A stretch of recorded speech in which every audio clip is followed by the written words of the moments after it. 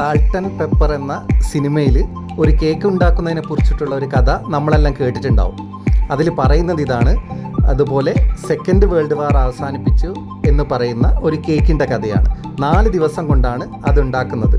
Juan's rainbow എന്നായിരുന്നു ആ കേക്കിൻ്റെ പേര്. ജുവാൻസ് ലോബോ എന്ന ഫ്രഞ്ചുകാരി യുദ്ധത്തിന് പോയ തൻ്റെ ഭർത്താവായ ആൽബർട്ടിന് വേണ്ടി ഉണ്ടാക്കിയതായിരുന്നു ആ കേക്ക്. 4 ദിവസം കൊണ്ടായിരുന്നു ഈ കേക്ക് ഉണ്ടാക്കിയിരിക്കുന്നത്.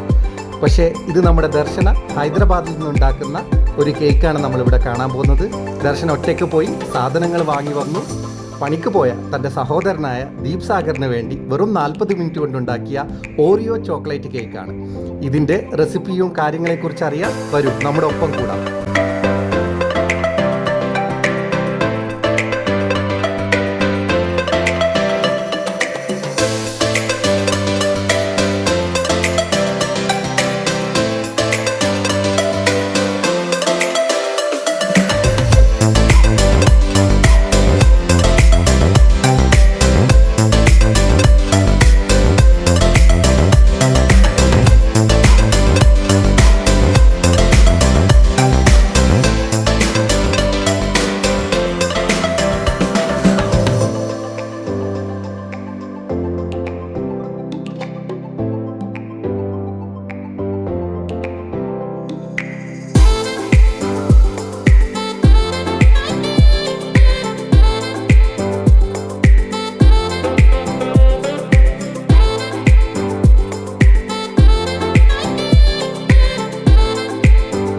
അങ്ങനെ 40 മിനിറ്റ് കൊണ്ട് കേക്ക് റെഡിയായി വരുമ്പോൾ ദർശനയുടെ അമ്മ ദീജാമണി വന്നു.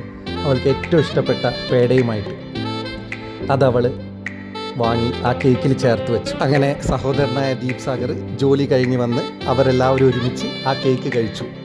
കേക്ക് കഴിച്ച ഉടനെ ദീപ് ദർശനയുടെ ചെവിയിൽ പറഞ്ഞു, നീ ഒരു സംഭവം തന്നെയാണ്.